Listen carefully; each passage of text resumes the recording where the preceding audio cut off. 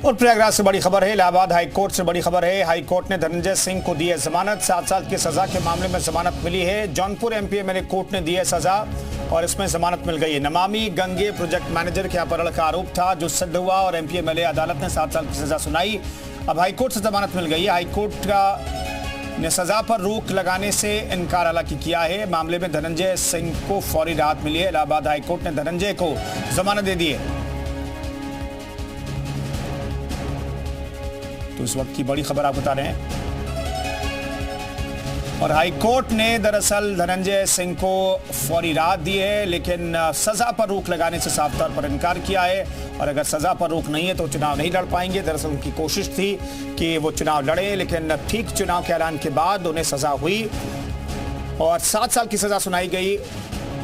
जमानत के साथ साथ वो चाहते थे कि सजा पर रोक लगा दी जाए, लेकिन ऐसा हुआ नहीं। गुफरान हमारे सहयोगी फोन लाइन पर मौजूद हैं। गुफरान, सजा पर रोक लगाने से इनकार कर दिया, राहत भी और आफत भी है धनंजय सिंह के लिए।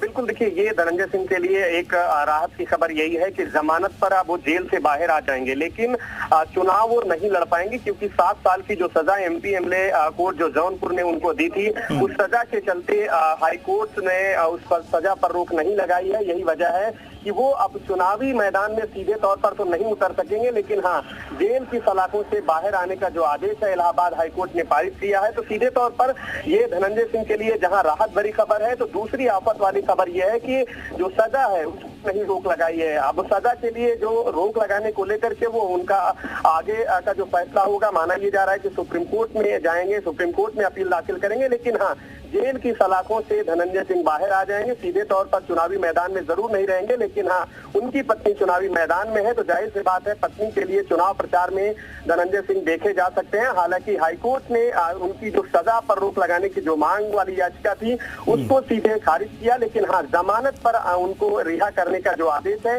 इलाहाबाद हाईकोर्ट ने पारित किया है। सीधे तौर पर उनके लिए राहत भरी खबर है।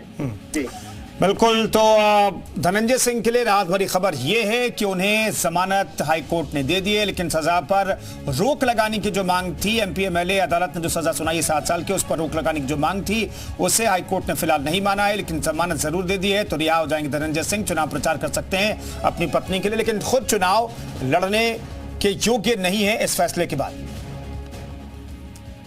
तो गुफरान, कुल मिलाकर के देखें तो आप सुप्रीम कोर्ट पर ही उम्मीद रख रहे होंगे धनंजय सिंह। बिल्कुल, देखिए, साल 2019 में जो मामला प्रोजेक्ट मैनेजर ने दर्ज कराया था, उस मामले में ये पूरा जो फैसला है जौनपुर की एमपी एमएलए कोर्ट ने सुनाया था। 7 साल की सजा दी थी धनंजय सिंह और उनके साथी विक्रम सिंह को। इसके अलावा जुर्माना भी लगाया था और इसी सजा के खिलाफ वो एमपी एमएलए कोर्ट ने जो सुनाया था, हाईकोर्ट पहुंचे थे, क्रिमिनल अपील उन्होंने दाखिल की थी और इस अपील में उन्होंने सजा को रद्द करने और सजा पर रोक लगाने के साथ साथ जमानत पर रिहा करने की मांग की थी। तो उनकी सजा पर रोक तो नहीं लगाई हाईकोर्ट ने, यानी सजा बरकरार रहेगी। एमपी एमएलए कोर्ट जौनपुर का जो फैसला था सजा को लेकर के वो बरकरार रहेगा, लेकिन हाँ, जमानत पर रिहा करने का जो आदेश है इलाहाबाद हाईकोर्ट ने पारित किया है। सीधे तौर पर ये उनके लिए राहत भरी खबर है। ठीक है, तुषार भी हमारे साथ जुड़ गए हैं। तुषार, ये राहत भी है एक तरीके से, लेकिन अधूरी राहत है धनंजय सिंह के लिए। बिल्कुल, देखिए, अगर बात करें तो ये फौरी राहत जरूर मिल गई है, लेकिन धनंजय सिंह को चुनाव नहीं लड़ पाएंगे, उनकी सजा पर रोक नहीं लगाया हाई कोर्ट ने। और दूसरी तरफ अगर बात करें तो जमानत उनको मिल चुकी है। हालांकि यह है कि चुनाव प्रचार वो कर सकेंगे। उनकी पत्नी बसपा से श्रीकला रेड्डी चुनाव लड़ रही है जौनपुर से लोकसभा का, तो उनके चुनाव प्रचार जरूर कर पाएंगे। आपको बताऊं तो आज ही धनंजय सिंह को जौनपुर जेल से बरेली जेल शिफ्ट किया जा रहा था। उनका काफिला अभी लखनऊ ही पहुंचा था, तब तक इलाहाबाद हाई कोर्ट का यह फैसला आ गया है।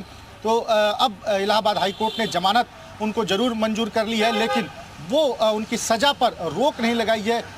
बताऊं तो 7 साल की उनको सजा एमपी एमएलए कोर्ट ने सुनाई थी। नमामि गंगे प्रोजेक्ट मैनेजर के अपहरण के मामले में 7 साल की सजा हुई थी, जिसके बाद उनको जेल में डाल दिया गया था और अब उनको जमानत दे दी गई है। आपको बताऊं तो इससे पहले जो धनंजय सिंह के वकील हैं उन्होंने कहा था कि इनको जमानत मंजूर कर ली जाए और सजा पर। तुषार, जल्दी से बताइए, जौनपुर की चुनाव पर कितना इम्पैक्ट पड़ेगा? श्रीकला रेड्डी वहां पर चुनाव में उतारी गई, बीएसपी की तरफ से पत्नी है धनंजय सिंह की, लेकिन चुनाव पर कितना इम्पैक्ट पड़ेगा धनंजय सिंह के रिहा होने के बाद?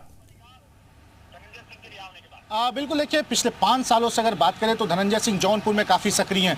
लगातार वहाँ पे वो डोर टू डोर मैनेजमेंट में लगे थे, लोगों से मिलना जुलना था और चुनाव के समय ठीक पहले ही वो जेल चले गए थे। तो कहीं ना कहीं उनके साथ एक सिंपैथी जरूर जुड़ेगी। और अब धनंजय सिंह आते हैं, चुनाव प्रचार करेंगे अपनी पत्नी का, तो निश्चित तौर पे एक बड़ा प्रभाव देखने को मिल सकता है। हालांकि देखिए, जब धनंजय सिंह जा रहे थे जेल तो उस समय भी लोग वहां पे काफ़ी उनको लेकर लोगों के बयान सामने आए थे। धनंजय सिंह को लेकर लोग काफ़ी निराश दिख रहे थे, क्योंकि चुनाव से ठीक पहले धनंजय सिंह, नामांकन से ठीक पहले धनंजय सिंह जेल चले गए थे। और आपको बताऊं तो धनंजय सिंह चुनाव की पूरी तैयारी कर चुके थे। हालांकि उसके बाद धनंजय सिंह की पत्नी, जो कि खुद जिला पंचायत अध्यक्ष भी हैं, उनको बसपा से टिकट मिल गया है, तो वो भी चुनाव प्रचार कर रही है। ऐसे में धनंजय सिंह का जेल से बाहर आना इस समय तो चलिए, जौनपुर की लड़ाई, चुनावी लड़ाई जो है बेहद दिलचस्प हो गई है इस फैसले के बाद। दरअसल हाईकोर्ट ने धनंजय सिंह को आधी अधूरी राहत दी है। हाईकोर्ट ने सजा पर रोक लगाने से इनकार किया, लेकिन धनंजय सिंह को जमानत जरूर दे दी।